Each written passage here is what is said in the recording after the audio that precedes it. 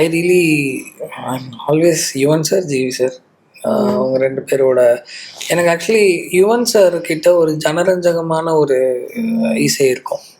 எல்லாரும் சொல்லுவோம்ல அவர் Yuvan drugs, Yuvan drugs. So why we tell அப்படின்னா ஈஸி டு கனெக்ட் அவரோட. ஆனால் அந்த மியூசிக்கை தாண்டி ஒரு டிவினிட்டியும் இருக்கும். Like take any song, like ஒரு லவ் சாங் எடுத்தாலும் அதில் வந்து ரொம்ப டீப்பாக இருக்கும் அந்த இமோஷன். ஆக்சுவலாக ஹாப்பி லவ் சாங் எடுத்தால் அந்த ஹாப்பி மூட்லேயுமே வந்து அதில் ஒன்று இருக்கும். ஆக்சுவலி மோர் தென் மியூசிக் அதில் ஒன்று இருக்கும். அது என்னென்ன எக்ஸ்பிரஸ் பண்ண முடியாது.